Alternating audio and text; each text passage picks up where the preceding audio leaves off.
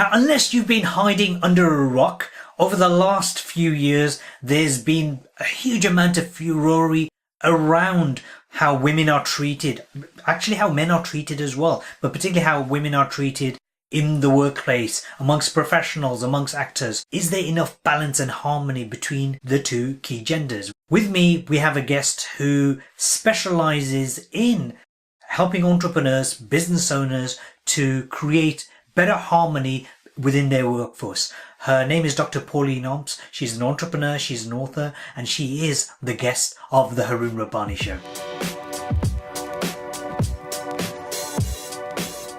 How does love impact relationships within the work environment, coming from all the way from the top, leadership, all the way down? Well, everything is about the merger of life and business. Maybe in the old days, it was very separate. You know, life was very, life at work was very functional. It was very male. It was very much going to work, earning the paycheck, coming home, sorting out the family. But if you look at the world today, it's completely merged. So we've got men and women at work, you've got different generations at work, you've got a digital life, you've got entrepreneurship, you've got all these different factors coming in. And we can't avoid emotions. I'm sure maybe in the factories 100 years ago, there were emotions, but because if you don't have emotions, you're dead. But the emotion of love has to be there for business to work. And that's my fundamental baseline. I think what's happened is we misunderstand what love means. Love can mean a whole myriad of things. It can be, I love you, passion, infatuation. It can be, I love this product, I'm going to buy this.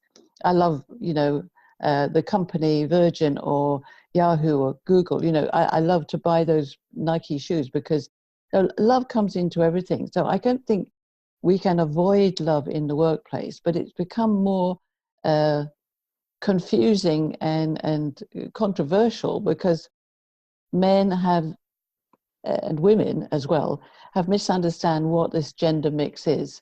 So when I talk about, what I talk about in my book is soulmate love, I'm not talking about going out dating and infatuation and sex in the boardroom. I'm talking about where does the passion come from? Where does the CEO and the top team and everybody in business enjoy coming to work? And actually, it seems to have been a taboo subject, but actually it's still there. Like employee engagement, customer loyalty. You answer customer satisfaction surveys. Did you love your experience? Actually, it's all other words for love. So I think if we look at the world as it is now, which is very merged, and that comes down into my core passion, which is gender dynamics, is that now, half the world is women, and a lot of those women are at work with men. And, I'm sure we'll get into the conversation about how does that impact the top. But essentially, people come to work because they need to, but they also come to work because they want to be part of something. I think the stats are that the most highest factor for why people enjoy a workplace is that it's where they find their friends. They may also find their love interest in the terms of a marriage or an intimate partnership. But so love is very broad. And if we take the fact, as you know, that there's only love and fear, my question to the world of work now is, do you want to run by love or do you want to run by fear? So I believe that the top people, be they male or female, need to have a loving intention about how they create their businesses. But what proportion of businesses do you feel are run by fear? Well, I mean, if you looked at the stats, it would be pernicious issues like sexual harassment, even on the health side, occupational health stats. So my passion in developing my own company, Corporate Heart, was what is the heart of a business? And I remember once talking to an audience of auditors, and I said, dead people are not very useful at work. And they all went like that. I said, well, we're talking about life. And one of the criteria, I think, is that for me, and I've been around a long time, the the business world, the entrepreneur world, the anywhere where we're working, be it at home or in a business, life comes into it, and that's one of the factors that women have brought into business. There are other reasons that I believe life and business have merged, one of which is obviously the huge technology, digital revolution and social media and all the things that we can't divide it anymore. But women fundamentally, because of their whole emotional hormonal system, find it very difficult to separate business and home and family and love. Whereas men still bring their emotions into work, but they can compartmentalize them. And in the past, that's been and still is, a very useful function. You know, when you want to be decisive and directive and strategic and bottom line focus, and you've got the shareholders on your back and the stakeholders moaning, and you're the man or the woman in the middle, you can understand why you have to go into your head and not your heart. But it's changing, it's evolving so fast with the millennial attitude to new business, the whole idea of the infinite game that our favorite motivational speaker Simon Sinek talks about, the why. But talking about who are the companies in fear, my experience is that they're the ones who are still holding on to the past. So law, banking, and dare I say, places where it's very structured, it's very hierarchical, it's very controlled by policy and edict, and am I going to get that position? Who have I got to stand on to get there? And then we get the whole gender confusion because men are better at doing that in that system, and women are trying to do that in some places, and therefore the aggressive woman is seen as bossy, whereas the assertive man is seen as the boss.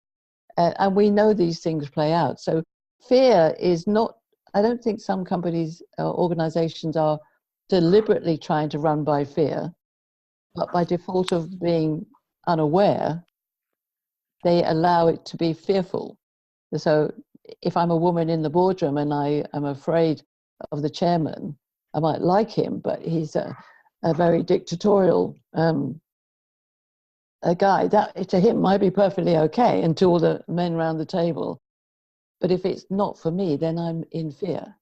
So I say, I don't think fear is deliberately placed in, but in my experience at the moment, and what I'm most concerned about, is it seems to be developing a very angry world. I'm reminded of a friend of mine, my friend's, who she works in an environment. It is a company full of scientists and engineers, and they're at the forefront of technology. I won't mention too much about what they do because it's not appropriate. But one of her big complaints is she's a very senior member of staff, and yet when they have these board meetings, which are primarily men, the men behave like they're part of a boys' club, and they use language, and this is an advanced company. They use language which, is more like 18th century kind of language, 19th century kind of language. So how can we get to a space whereby men and women can work in an environment where, well, the men could be a bit more respectful? They're not meaning to be disrespectful. It's just the way they do things. People becoming disrespectful of other individuals, be they other men on men or men on women or women on women. And that's the thing that I've created, is a blueprint where we look at a much more diverse range of men and women.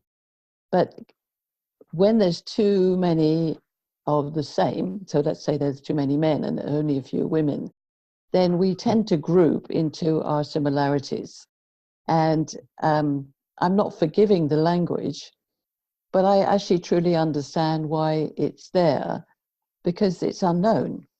So each out of 8 men, there's a couple of them who are in my language are intuitive-minded, feminine-minded men, and the others are all masculine-minded. Even those feminine-minded men won't stand up and say to the men, no, I don't think that language is good. There's women in the room. And then you've got the women going, oh, no, don't worry about us, we can cope with that because we want to be here and we want to be aggressive. But actually outside of the room, they'll go back to their other girlfriends, women friends, colleagues, and say, oh, you can't believe the language that you use, because that's not what we do. And this is the fundamental divide. It isn't just a divide between men and women. It's a divide between different types of men, different types of women, different types of workplaces, and different influences in the world. It's, you know, that there are so many contentious issues where we go, oh, we need gender equality, we need equal pay, we need this, we need that, you know, Me Too movement, sexual harassment is bad. I think, yes, there are all those cases and we need to observe them and clarify them. But a lot of it is conversation that is unaware and unknown to the end receiver. And so it counters that fear situation. And also we put ourselves into our own position. So the challenge on the why question is, why do we do that? I'll give you an example. I had a female client who was going for a non-exec position. So she would be meeting this board. She got the position. She was going to meet the board once a quarter. I met her about 3/4 of the way through the year, and she said, oh, I don't know, I'm really not enjoying my role in this board now because they're all treating me as if I'm the coffee maker. And I said, oh, okay. So why are you letting that happen? And she said, oh, I don't know. I said, I think it was my insecurity in the first place about, you know, I need to find my way and make the balance. And I said to her, what was your interview like with the chairman? Oh, it was fantastic. He thought I was great. And I said, well, how did you act in that interview? You know, assertive, etc. Very knowledgeable. She was a finance woman. I said, how are you acting in your last 3 board meetings? Oh, no, I haven't done that. So in a way, and I'm not saying that the male locker room boy language is good, don't get me wrong. But if as women we don't take responsibility for saying, actually, I don't talk in that same language, and I am in the room, I am present in a very calm way. And she actually went back into the next board meeting, asserting herself as she had at the interview, and again didn't get that response, you know, like just go make the coffee. People actually listened to her. So there's this responsibility I think we have. And of course, we are a human nature. Human nature is that we like to be safe. So, you know, if the chatter talk is the boss guy saying, well, we'll do this when we go to the bathroom, and it doesn't matter if the woman's not here, that's going to happen. It's not, you know, it's not right. But I think what we need to do is say, how do we create an awareness of a new language where all the parties are there, because they are there. You can't deny the existence of women at the top, even though our numbers are slow. And I think the women need to observe that we are inviting men to a new conversation, not necessarily going on to theirs or them onto ours. That's the key difference. Okay, there's this shift happening, this gender dynamic shift happening where women are getting more empowered. But what about those guys? And it is guys who are holding on for dear life. It's almost like they feel threatened. So they're overtly sexist, but without saying sexist remarks, it just feels that way. How does the man sort themselves out? And B, how does the woman deal in those situations where they're high achievers, top achievers, high performers, work their socks off, work their hours, and yet they still get this mistreatment as in a secondary type of citizen? Women and men are different. And this is not about sexuality. This is about biology, physicality. And, you know, we can get into is gender equality or whatever, but essentially we're different. And in that, there's value. So I want people to look at what is the value I bring as a woman or as a man into the fusion of what we now have in a very digital, global, fast-changing world. And we're also the customer as well, so everything is changing. So how much awareness do we have? Taking responsibility for me is a key one. And also how we relate to ourselves and other people. So for me, it's accepting that there are more players around the table now. So that there is still a dominance of men, but we do know that there are some business sectors where collaborative culture, for instance, are very evenly balanced, male, female. It copes with things in a different way. Classically thought to be, places like Google, Facebook, etc., where maternity issues aren't a problem. Women rising to the top.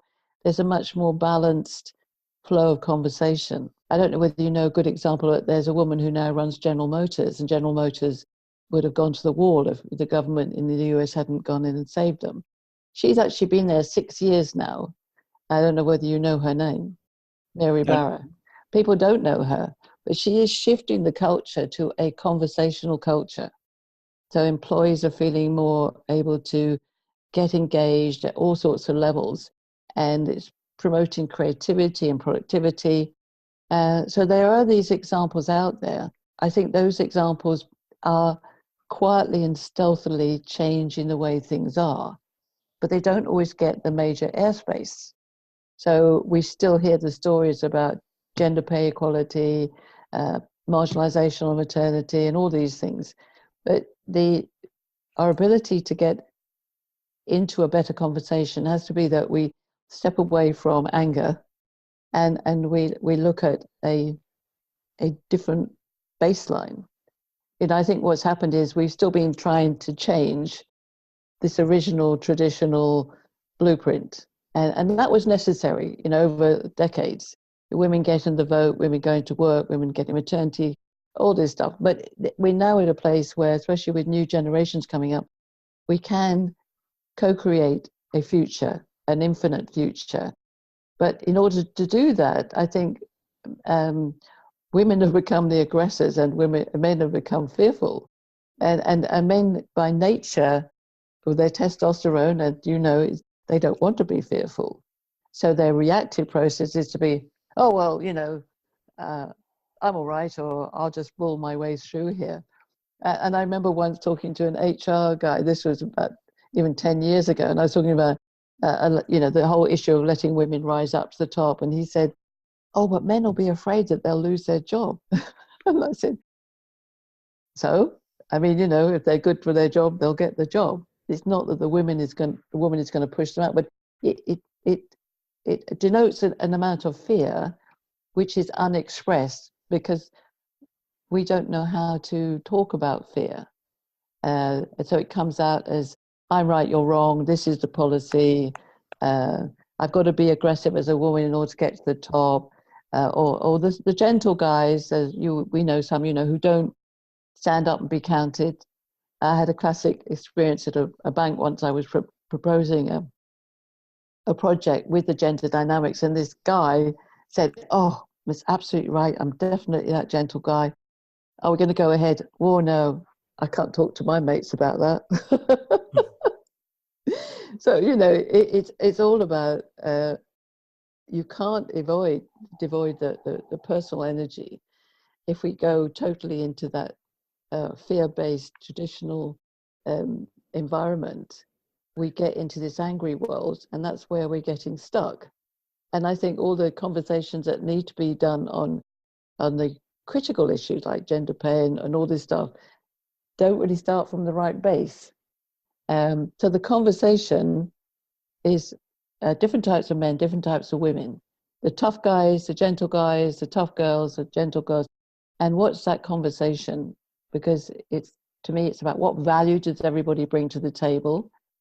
And, if it's more relationship centric, then it's useful. If it's more task centric, that's more male, then that's useful. But we don't have an equal value about it.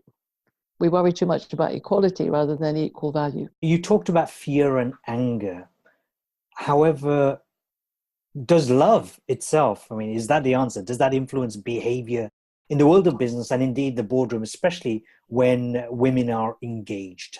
I think you cannot avoid love being engaged in any conversation that you want to be fruitful. So I'm not talking about infatuation love or sexual love or that, although obviously, you meet people and you're attracted. but it's about a sense of soulmate love within yourself. And if we relate it to passion, and we know that, people say, if you're going to run a business, then you need to be passionate about it. You need to have purpose and vision. This is what entrepreneurs do. But employees also, they want to have a sense of joy when they come. These are all things that come from love. So that's what I say at the beginning, love can be misstrued.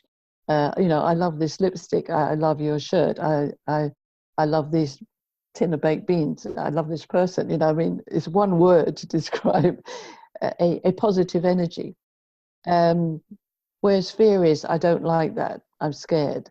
So the idea is about, I don't think you can avoid love being there. It's how we talk about it. So in a business sense, it's about, I put it's about a loving intention. So even if we're going to be very disciplined, we're going to be a very benevolent ruler character, then we still do it with loving intention. We're not a malicious ruler. If we're going to be very territorial, we can be benevolent there, or we can be tight-fisted.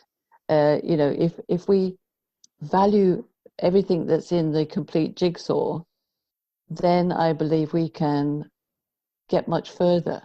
And if you go back, if we go back 60 years,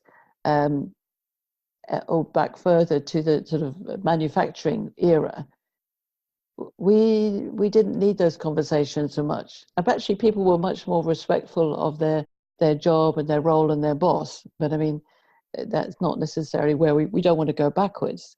We're going forwards. And I think women are as much to, I'm not going to use the word blame, but it's there, but we're responsible for what's not happening as much as men are concerned about it. And we do know, and you know, and I know, there are lots of people who are getting it right. Major examples for me would be somebody like Sir Richard Branson. Not that I know him personally, but he would appear to have a great love of life. He also has a very lovely soulmate relationship with his wife and his family. So he takes that into his businesses, and people are passionate about what they do and how they work. So, we know it works, and it certainly makes an awful lot of money, and nobody could deny that he is not a success. Oprah Winfrey would be my example of a woman who I would think is, she's very businesslike, but she's very emotional. But she can be quite, have quite good, strong values and opinions on things, but she doesn't get nasty. Neither of those characters get angry. So this is what I don't understand, is why we have evolved to this angry state of, I'm right, you're wrong. As soon as you say I'm right, it kind of puts the other person into fear if it's said in a tone which says, I'm right, and there's no comeback. For our listeners, for our viewers, take a step back up. How did you end up in this whole world of gender dynamics? My coming into gender dynamics really happened I hate to think, 30 years ago. And in fact, in my book, I relate the evidence of what I do to that. And it came from a time when I was insecure about myself as a woman, but I knew that I was good at business and I wanted to be out there. And I'd had my kids and I was coming back into the workplace. And I actually trained as an image consultant. And I learned not the sort of, if you like, the beauty and fashion side of it, but really, what was it that mean to me? And I studied bodies. So I wasn't studying biology. I'm not a biologist, but I was studying bodies, the way they stood, the way our body created the movement. And how did that relate to my brain function? I'm a mathematician, and I was always a tomboy when I was a kid. And I was always frustrated with my girlfriends who would try and make me more feminine. And, oh, well, you must be a feminist and do this. And I was thinking, I'm a female. I'm quite happy with that. I'm definitely a straightforward, mother, grandmother, partner. But I'm not fluffy. I think very logically. I've definitely got that. I love geometry, so I like maps, and so everything came out, but not just my own thoughts, my observation of clients. I started observing that certain body shapes and certain types were biologically male or female. And I say this is not about sexual variations. It doesn't matter about that. It's about your behavior and your mind. There was a relationship, and that the more straight-lined were tended to be in an engineer or in those days more of a business-minded person.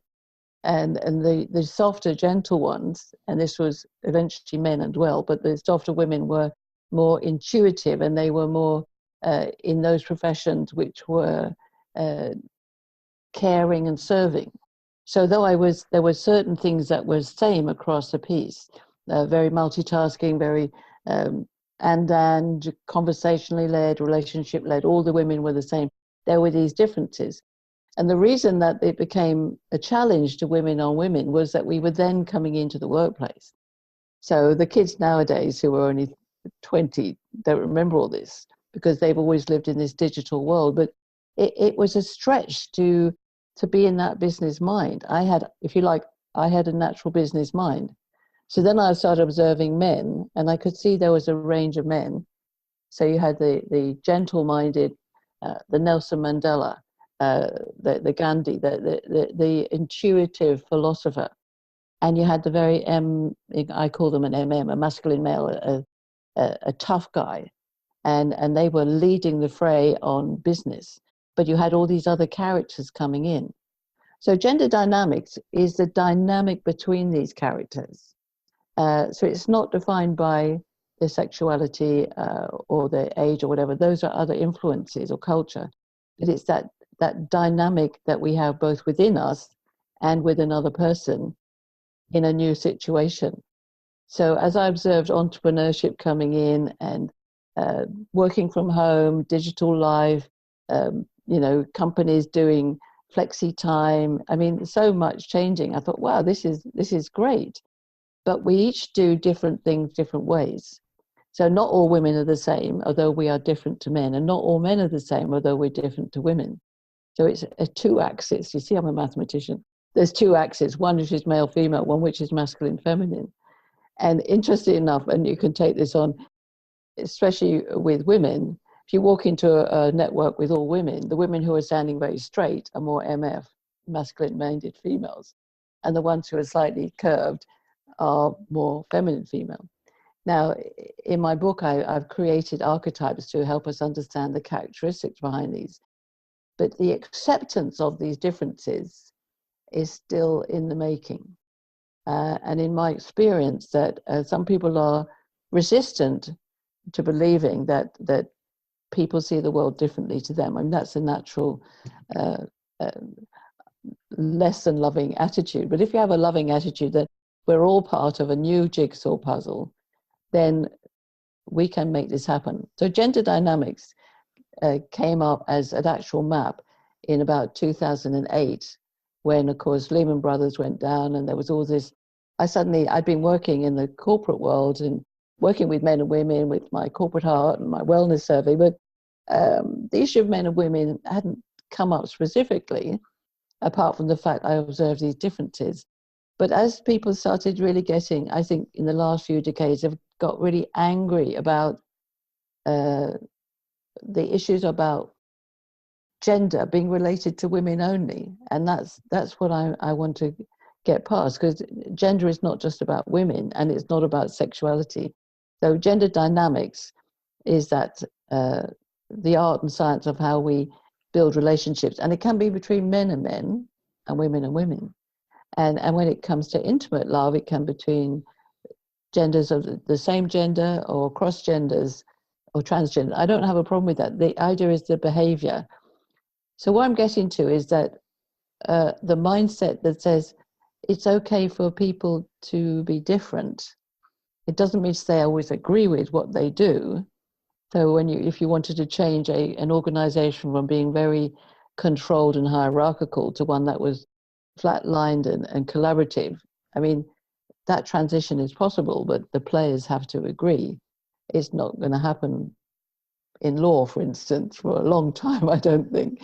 But it's how do we change and how do we share those conversations because you can't, in my mind, you can't split up life and business. It all comes together. And in truth is, sadly, when we die, we don't take our status and our money with us.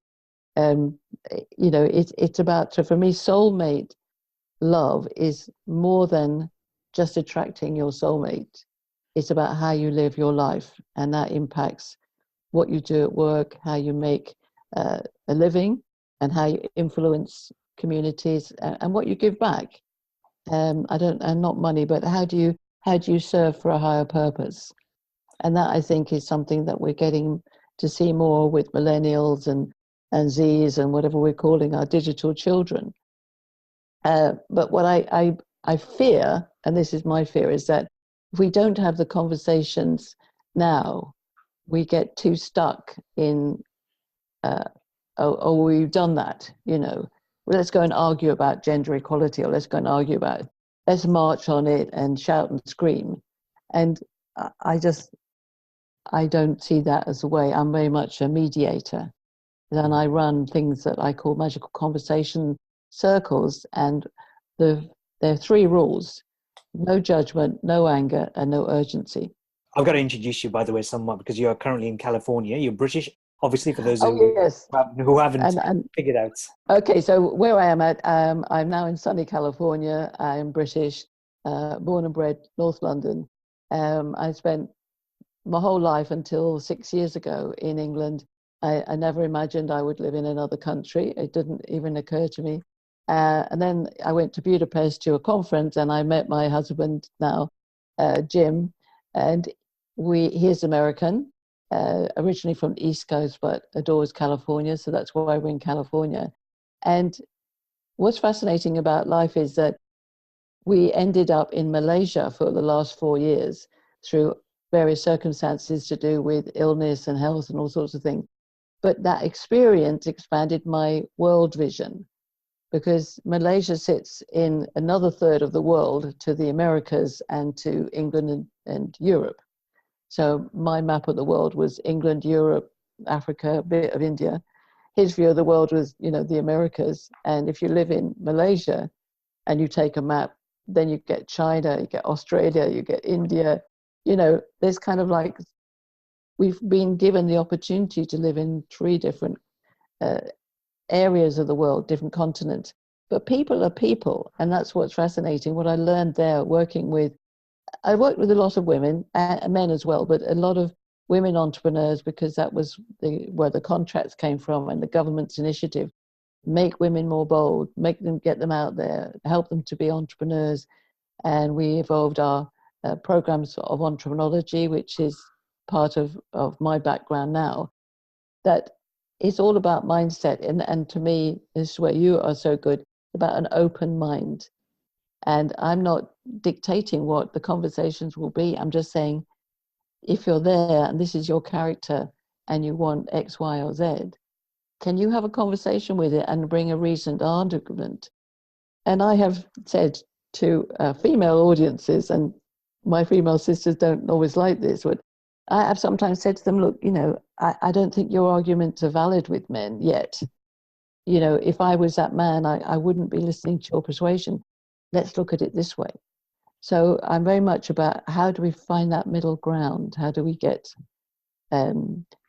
synergy, energy, love, and the unknown coming in, which again, interesting enough, is quite fearful. What is your book title? The book title is The Gender Dynamics of Love: Who's in Charge? And what's interesting is that this is the beginning of a series. So there will be the gender dynamics of the boardroom, the gender dynamics of parenting, the gender dynamics of the LBGT agenda, all sorts of things. But the who's in charge, which is kind of both a heading and a subheading, the number of people I've said to, oh, I'm writing a book about who's in charge, they say, oh, I must read that. And I think there's an assumption that somehow some book will tell them who's in charge, but of course, who's in charge is you, it's me. It's the me within. So it's the gender dynamics of love, who's in charge. What are the major issues in the boardroom that hinge on the mix and match of male and female influencing styles? The major thing is who's in charge, and do they understand that responsibility to be in charge? So, if you're taking the traditional corporation, so you've got the chairman, you've got the CEO, you've got the board, and there's an onus of responsibility at all those levels about how they perform. I understand that, but who's in charge in a conversation can either increase everything, including revenue, or it can kill it. So I think it's women and men do this who's in charge differently. So essentially, men are very, and bless you because you're a man, you're very single-minded, in the box, let's talk about this, get it right. Women are in a circle, they go off at tangent, and, these stories you hear are so true. The men go, oh, yes, John, oh, yes, Peter, yes, yeah, yes, Mr. Chairman, yes, Mr. CEO, that's good. And the women go, well, how about this different idea? And then they go off at a tangent. And if they were sitting in a room of women would all be sitting, chatting all sorts of different things, and maybe not making decisions. And so I think the where it hinges for the person who's in charge, and it could be a male CEO or a female CEO, is understanding that contribution is important and listening. How do they engage people? A lot of people say, being a CEO, being an influential leader, is not about the doing. It's about allowing your people to take responsibility for what they're going to deliver. So you can't be, in my mind, a controlling leader, even though you might be directing. So men think in boxes and women think in circles. Obviously, there's variances in that because of the masculine feminine energy. And in my book, I create a relational communication system so you can understand that. But a lot of the time, it's like you can be quite different sometimes. You can be soft and gentle. Sometimes you can be very assertive. When you're doing that, and you're self-actualized, so you learn to listen. If you haven't got those self-actualization, you will misinterpret women, and the women will misinterpret men. So it's always fiction, and that's the main challenge.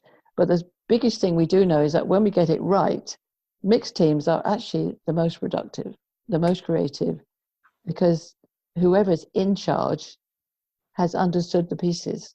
And that's what I deliver in the book, is a blueprint that puts all the pieces in and helps you to recognize the players around the table.